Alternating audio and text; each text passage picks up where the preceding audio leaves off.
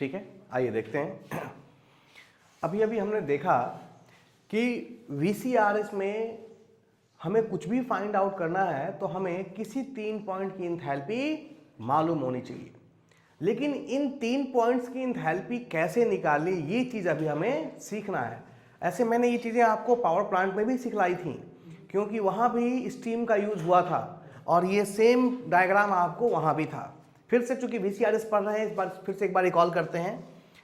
VCRS में जो point आपको मिल सकते हैं वो यही पॉइंट हैं। एक पॉइंट हमने सुपर हीटेड रीजन में लिया है, 3 पॉइंट, एक पॉइंट हमने किसमें लिया है, फेज चेंज रीजन या वेट रीजन में लिया है, और एक पॉइंट, पॉइंट 1 को हमने सब कोल्ड रीजन में लिया है। इसके अलावा पॉइंट 2 को लिया गया है लिक्विड सेचुरेशन लाइन के ऊपर, और पॉइंट 4 को वेपर सेचुरेशन लाइन के ऊपर लिया गया है, ठीक ना। और इसके अलावा और कोई पॉइंट नहीं हो सकता है TS डायग्राम के ऊपर। तो अगर हम इन 5 पॉइंट की इंथैल्पी लिख लेते हैं और हमें पता है कि कैसे लिखना है, तो हमें कहीं समस्या नहीं होगी, हम आराम से VCRS के जो 3 पॉइंट थे उनकी इंथैल्पी निकाल पाएंगे। तो देखते हैं कैसे लिखना है। सबसे पहले पॉइंट 2, अगर आप रिकॉल करें तो पॉइंट 2 को हम एक और चीज से रिप्रेजेंट करते थे। इसकी इंथैल्पी को HF कहते थे और इसकी इंथैल्पी को Hg कहते थे, ठीक है। HF बेसिकली लिक्विड के लिए लिक्विड को रिप्रेजेंट करता था और Hg वेपर को रिप्रेजेंट करता था। और यहां से यहां तक जो हीट का ट्रांसफर होता है that is only the latent heat, क्योंकि ये 2 से 4 क्या है, फेज चेंज रीजन के अंदर है, और फेज चेंज के दौरान जो हीट ट्रांसफर होता है that is the latent heat. तो लैटेंट हीट को हम किससे रिप्रेजेंट करते हैं, HFG से, ठीक ना। और this will be equal to Hg minus HF। Clear है। अब देखें, हमें इन 5 पॉइंट की लिखनी है तो हम यहां पर इजिली लिख सकते हैं H2 is equal to HF। लिख सकते हैं H2 की इंथैल्पी किसके बराबर होगी, HF की। और ये HF वाली वैल्यू हमें कहां से मिल जाएगी भाई, स्टीम टेबल या फिर रेफ्रिजरेशन टेबल से मिल जाएगी। सिमिलरली पॉइंट 4 के लिए H4 निकालने के लिए हम किसकी वैल्यू यूज कर लेंगे, Hg की यूज कर लेंगे। अब Hg की यूज करने का मतलब हम देखेंगे इस प्रेशर लाइन, ये तो कांस्टेंट प्रेशर लाइन है ना, इस प्रेशर पे यहां जो टेम्परेचर है, यहां से यहां तक टेम्परेचर भी क्या है, कांस्टेंट है। उस प्रेशर उस टेम्परेचर पे Hg की वैल्यू क्या है, उस प्रेशर उस टेम्परेचर पे HF की वैल्यू क्या है, और यहां से यहां कितना हीट ट्रांसफर हुआ है, this is equal to HFG। Hg में से हम लोग HF को क्या कर देंगे, यानी यहां की हीट से यहां की हीट को माइनस कर देंगे तो बीच वाला हीट आपको मिल जाएगा। This is nothing but this is equal to latent heat. बात समझ में आ रही है। तो 2 पॉइंट की आपने फाइंड आउट कर ली। अब बात करते हैं पॉइंट 3 की। पॉइंट 3 2 से 4 के बीच कहीं भी हो सकता है। तो पॉइंट 3 की पोजीशन कौन डिफाइन करता है, ड्राइनेस फ्रैक्शन। याद है, पॉइंट 2 पर ड्राइनेस फ्रैक्शन की वैल्यू 0 होती है और पॉइंट 4 पर ड्राइनेस फ्रैक्शन की वैल्यू 1 होती है। यानी ड्राइनेस फ्रैक्शन की वैल्यू 0 से 1 के बीच में वेरी करती है। मान लिया कि पॉइंट 3 पर ड्राइनेस फ्रैक्शन की वैल्यू कितनी है, x3 है, हमने मान लिया है, अदरवाइज आपको गिवन रहेगा और नहीं पता है तो हम उसको फाइंड आउट करते हैं। ड्राइनेस फ्रैक्शन निकालने के लिए मैंने सिखला रखा है। हमने मान लिया कि यहाँ पॉइंट 3 पे हमको निकालना है, तो मान लिया कि पॉइंट 3 पर जो ड्राइनेस फ्रैक्शन की वैल्यू है वो कितनी है, x3 है। याद कीजिए x की मदद से हम ड्राइनेस फ्रैक्शन को रिप्रेजेंट करते थे, तो यहाँ का ड्राइनेस फ्रैक्शन हमने मान लिया x3। तो जब आप लिखेंगे यहाँ पर क्या लिखेंगे, इंथैल्पी एट पॉइंट 3। अब 3 की इंथैल्पी निकालने का 2 तरीका है। पहली बात देखिए, यहां की इंथैल्पी किसके बराबर है, HF। आप HF में यहां से यहां की इंथैल्पी क्या कर दे, जोड़ दे, तो 3 पहुंच जाएंगे। या फिर यहां की इंथैल्पी जो Hg है उसमें से यहां की इंथैल्पी घटा दें तो भी कहां पहुंच जाएंगे, 3 पे पहुंच जाएंगे। तो इन दोनों ही रास्तों से हम क्या करते हैं, निकालते हैं किसकी की इंथैल्पी, पॉइंट 3 की। ठीक है, तो देखें हम इधर से चल रहे हैं, तो H3 निकालने के लिए सबसे पहले किसके पास जाएंगे? H2, और H2 को क्या लिख सकते हैं हम लोग?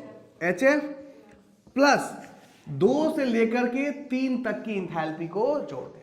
अब भाई 2 से 3 की इंथैल्पी क्या होगी? ध्यान दें, ये लाइन कौन सी है? Constant pressure. और कांस्टेंट प्रेशर पर हम इधर से इधर कब जाते हैं? जब हीट ऐड होता है, या हीट इधर से इधर आते हैं कब? जब हीट रिजेक्ट होता है। तो अगेन कांस्टेंट प्रेशर पे हीट ट्रांसफर हो रहा है, this will be equal to change in enthalpy. बात समझ में आ रही है? यहां से यहां की एंथैल्पी का चेंज, और ये किसके बराबर होगा? ध्यान दे, यहां से यहां तक जो हीट ट्रांसफर हो रहा था that is equal to HFG। तो इतने दूर में जो हीट ट्रांसफर हुआ वो किसके बराबर होगा भाई? किसके बराबर? X3 into HFG। ध्यान दे, अगर X3 को हम 0 कर दें, X3 0, X3 क्या था? Dryness fraction eight point 3। X3 0 होने का मतलब क्या हो जाएगा? ये पूरी वैल्यू क्या हो जाएगी? 0 हो जाएगी, और आप कहां पहुंच जाएंगे? HF यानी 0.2 पे। और अगर X3 की वैल्यू कितनी हो जाए? 1 हो जाए, तो पूरा का पूरा HFG काउंट हो जाएगा, यानी यहां से लेके यहां तक, यानी कंप्लीट लेटेंट हीट। तो आप HF में अगर लेटेंट हीट जोड़ देंगे तो कहां पहुंच जाएंगे? HG। तो बीच में किसी पॉइंट पे निकालना है, तो चूंकि यहां से यहां तक कितने भाग हैं? 10 भाग हैं। X की वैल्यू कितने भाग में जाती है? 10 भाग में। उसी पॉइंट से मल्टीप्लाई कर देंगे। X3, X की वैल्यू कुछ भी हो सकती है, 0.6, 0.7, 0.8, 0.9, कुछ भी ले सकते हैं, जो भी आपको गिवन हो। तो इस तरीके से हम फाइंड आउट करते हैं। This is equal to HF plus X3 into HG minus HF। This is the value of H3। Clear है? नाउ अब क्या बच जाता है भाई? हमारे पास बच क्या गया? 1 और 5, और ये दोनों अलग अलग रीजन में हैं। 0.5 सुपर हीटेड रीजन में है, और 0.1 सब कूल्ड रीजन। सब कूल्ड का मतलब लिक्विड रीजन, और सुपर हीटेड का मतलब वेपर रीजन। क्लियर है? इसके भीतर तो मिक्सचर होता है लिक्विड प्लस वेपर का, ठीक ना? अब सबसे पहले निकालते हैं 0.5 H5, इंथैल्पी एट 0.5। ध्यान दें, 0.5 की इंथैल्पी के लिए निकालने के लिए आपको सबसे पहले इसकी जरूरत पड़ेगी। यहां तक तो आपको मालूम है, यहां से यहां तक इंथैल्पी कितनी हुई है? Hg। अब Hg में आपको यहां से यहां तक इंथैल्पी क्या करनी होगी? जोड़ देनी होगी, तब कहां पहुंच जाएंगे? 0.5। क्लियर है? तो H5 पे जाने के लिए सर शुरुआत कहां से होगी?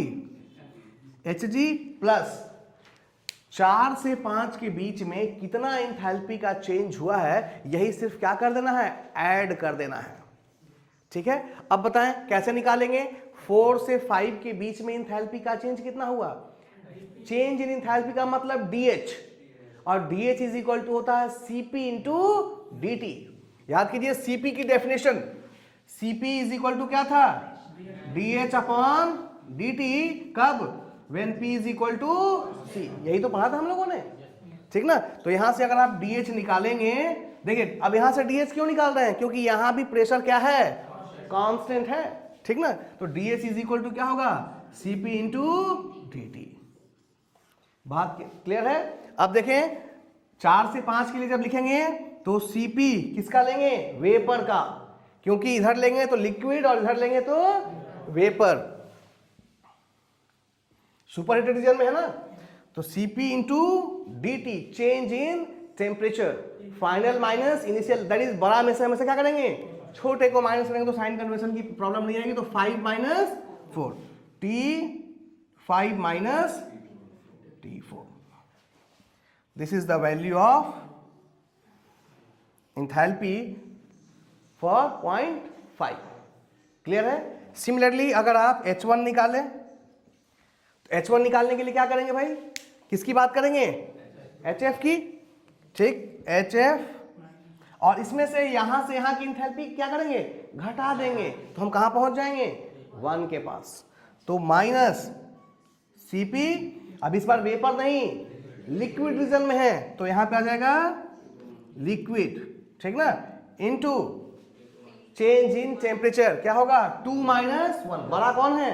2, T2 minus T1, this is the final value of H1। तो इनका यूज करके हम TS डायग्राम के ऊपर किसी भी पॉइंट की क्या निकाल सकते हैं, एंथैल्पी फाइंड आउट कर सकते हैं। ठीक है, आइए एंथैल्पी के बाद हम लोगों को वेरियस पॉइंट, ये जो 5 पॉइंट हैं, यहाँ पर एंट्रोपी निकालना भी सीखना होगा, क्योंकि प्रॉब्लम में कई जगह आइसेंट्रोपिक प्रोसेस का यूज करके दिखाएगा, क्योंकि यहाँ पर कंप्रेसर के अंदर जो थर्मोडायनेमिक प्रोसेस हो रहा है वो आइसेंट्रोपिक प्रोसेस है, और कई सारे न्यूमेरिकल प्रॉब्लम में आइसेंट्रोपिक प्रोसेस का यूज दिखेगा, और उसकी मदद से आप 3 पॉइंट की एंथैल्पी फाइंड आउट कर पाएंगे। ठीक ना, इसीलिए हमको वेरियस पॉइंट पे जो एंट्रोपी होती है ये भी निकालने आना चाहिए। फिर से हमने उन्हीं 5 पॉइंट्स को लिया, और फिर हम देख सकते हैं पॉइंट 2 की एंट्रोपी स्टीम टेबल में किससे रिप्रेजेंट होगी, SF से, पॉइंट 4 की SG से। क्लियर है? तो अगर हम लिखें यहां पॉइंट 2 मिल गया, पॉइंट 4 मिल गया, अब हमें चाहिए S3। तो S3 क्या हो जाएगा भाई बताइए, SF पहले यहां की एंट्रोपी और फिर यहां से यहां तक की एंट्रोपी क्या कर दें, जोड़ दें, SF plus X3 into SFG। Clear है? जहां S3 is equal to SF plus X3 और SFG को क्या लिख सकते हैं, SG माइनस SF। ठीक है, अब ध्यान दें थोड़ा सा, यहां सीखने के लिए बहुत कुछ है।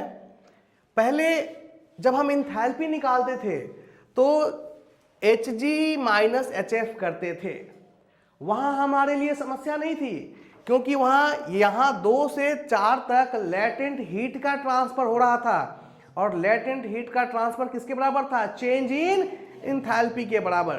तो हम DH को HFG लिख देते थे, लेकिन यहां पर चेंज इन एंट्रोपी है, चेंज इन एंथैल्पी नहीं है। बात समझ में आ रही है? फिर से समझे इस चीज को, बहुत इंपॉर्टेंट है।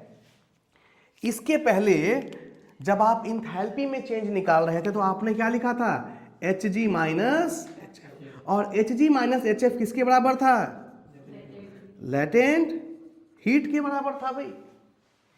बात समझ में आ रही है? क्योंकि यहां से यहां जाने के लिए हीट ट्रांसफर हो रहा था, और कौन सा प्रोसेस है ये, कांस्टेंट प्रेशर।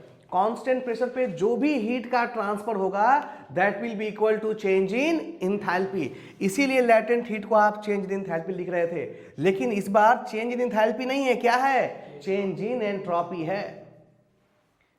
तो आप ये Sg minus SF latent heat के बराबर नहीं होगा, क्योंकि लेटेंट हीट के बराबर तो तब होता ना जब ये चेंज इन एंथैल्पी होता, लेकिन ये चेंज इन एंथैल्पी नहीं, क्या है, चेंज इन एंट्रोपी। तो यहां पर हमें थोड़ी सावधानी रखनी है इसको निकालने के लिए। ध्यान दें, इसको सीखने के लिए हम क्या करेंगे, Sg minus SF is what, change in entropy. और चेंज इन एंट्रोपी को हम लोगों ने क्या सीखा है भाई, ds is equal to dq by t, यही तो सीखा है। एंट्रोपी चैप्टर में हमने सीखा ds change in entropy is equal to dq by t। अब ये चेंज इन एंट्रोपी कहां से कहां तक की निकालनी है, 2 से लेके 4 तक। तो 2 से लेके 4 में कितना हीट का ट्रांसफर हुआ है, that is equal to latent heat. बात समझ में आ रही है? 2 से 4 में कितना लेटेंट हीट का ट्रांसफर हुआ, that is equal to HFG, Hg minus HF, क्योंकि जो हीट ट्रांसफर हो रहा है that is equal to change in enthalpy. ठीक ना? तो ध्यान से देखें, ds is equal to dq, dq कौन सा लेंगे, 2 से 4, और 2 से 4 के बीच में कौन सा हीट ट्रांसफर हो रहा है, latent heat. Latent heat transfer upon जिस टेम्परेचर पे हो रहा है वो टेम्परेचर। क्लियर है? अब बताएं लेटेंट हीट किसके बराबर होगा, HFG के बराबर, Hg माइनस HF के बराबर, क्योंकि यहां जो हीट ट्रांसफर हुआ है वो कांस्टेंट प्रेशर पे हुआ है, और जब भी कांस्टेंट प्रेशर पे हीट ट्रांसफर होता है that will be equal to change in enthalpy. So ds is equal to, latent heat को हम किससे रिप्रेजेंट करते हैं, HFG अपॉन T। बात समझ में आ रही है? सो यहां पर हम लोग चेंज कर देंगे, S3 is equal to SF plus X3 into SG minus SF को क्या लिख देंगे बताइए, HFG upon T. This will be the value of entropy at point 3. Clear है? समझ में आ रही है बात? हाँ जी, आगे बढ़ा जाए ना. अब हमारे पास पॉइंट 2, पॉइंट 3 और पॉइंट 4 की एंट्रोपी तो हो गई. अब एक पॉइंट हमारे पास सुपर हीटेड रीजन में है पॉइंट 5 और एक पॉइंट हमारे पास सब कोल्ड रीजन में है पॉइंट 1. इसकी फाइंड आउट करने के लिए मुझे स्पेस की जरूरत है, इसे मिटा देता हूं.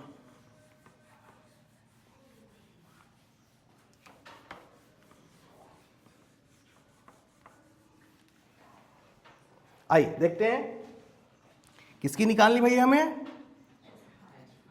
S5 entropy at point 5. तो पॉइंट 5 की एंट्रोपी के लिए पहले किसके पास पहुंच जाएंगे, SG. और SG में फिर यहां से यहां तक का एंट्रोपी चेंज क्या कर देंगे, जोड़ देंगे, तो कहां पहुंच जाएंगे 5 तक. ठीक है, तो ये हो जाएगा SG plus change in entropy from 4 to 5. आप बताएं भाई 4 से 5 के बीच में एंट्रोपी चेंज कैसे निकालें? 4 से 5 फिर वही करेंगे क्या, ds is equal to dq by T. यहां पर ये इसलिए किया था क्योंकि आपको dq लेटेंट हीट के बराबर था, लेकिन अब ये सेंसिबल हीट के बराबर है, लेटेंट हीट के बराबर नहीं है. और सेंसिबल हीट की वैल्यू आपको मालूम है क्या? नहीं. लेटेंट हीट की आपको मालूम थी Hg माइनस HF. क्लियर है? तो अब आपका तरीका अलग होगा. और इसके लिए चूंकि ये कौन सा डायग्राम है, दिस इज TS डायग्राम, तो इसके लिए हमने कुछ रिलेशनशिप पढ़े थे जिसको हमने नाम दिया था TDS रिलेशन. TDS रिलेशन 1 और TDS रिलेशन 2. 2 रिलेशन मैंने TDS के बताए थे. कोई बता सकता है सेकेंड TDS रिलेशन क्या था? TDS is equal to DH minus V. This is nothing but it is the second TDS relation. ये चीज मैंने थर्मोडायनेमिक्स में कवर की थी, TDS रिलेशन. ठीक है ना, हम इस इक्वेशन का यूज करेंगे बिकॉज ये इक्वेशन किसके लिए बना है, टेम्परेचर वर्सेस एंट्रोपी के लिए. TDS रिलेशन इसलिए इसका नाम दिया गया है. ना पॉइंट 5 के लिए हमें एंट्रोपी निकालनी है और बेसिकली हमारा मकसद है पॉइंट 4 से पॉइंट 5 के बीच जो एंट्रोपी चेंज हो रहा है उसे फाइंड आउट करना. ठीक ना, ये पॉइंट 5 कहां पे है, सुपर हीटेड रीजन. लेकिन एक अनदर इंपॉर्टेंट चीज है कि ये पॉइंट 5 किस लाइन के ऊपर है, कांस्टेंट प्रेशर लाइन के ऊपर. बात समझ में आ रही है? और कांस्टेंट प्रेशर लाइन के ऊपर होने के कारण P इज इक्वल टू क्या होगा, P कांस्टेंट होगा. और जब आप P कांस्टेंट है तो dP कितना होगा, 0 होगा. जैसे ही dP 0 होगा ये वाला टर्म क्या हो जाएगा, 0. बात समझ में आ रही है? और अगर ये 0 होगा तो यहां से TDS इज इक्वल टू, और DH किसके बराबर होता है, Cp इंटू dt. क्लियर है? DH is equal to Cp into dt, जो अभी थोड़ी देर पहले हमने रिलेशन देखा था, Cp is equal to DH upon dt when P is equal to constant. यहां सारी कंडीशन फुलफिल हो रहा है तो हम इसका यूज करेंगे. नाउ यहां क्या लिख सकते हैं भाई, हमें तो DS चाहिए, तो DS that is change in entropy चाहिए, is equal to Cp into dt upon T. Clear है? अब सिंपली हम इसको क्या कर दें, 4 से 5 के लिए चाहिए तो 4 से 5 के लिए इंटीग्रेट कर दीजिए.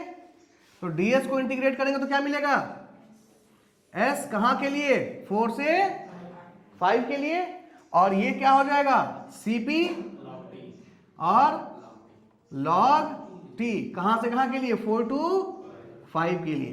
तो ये हो जाएगा S5 minus S4 is equal to Cp log T5 minus T4. Clear है? सो Hg प्लस Cp, और Cp किसके लिए? वेपर के लिए, log T5 अपॉन, लिख सकते हैं। So this is the value of entropy at point 5। Similarly अगर आपको लिखना है entropy at point 1, this is equal to SF। अब इसके लिए रेफरेंस पॉइंट क्या बन जाएगा, और इसमें से ये वाला क्या कर देंगे, माइनस कर देंगे, SF माइनस Cp लिक्विड, क्योंकि लिक्विड रीजन में है, log T2 by T1। This is the value of entropy at point 1। Clear है? नोट करें।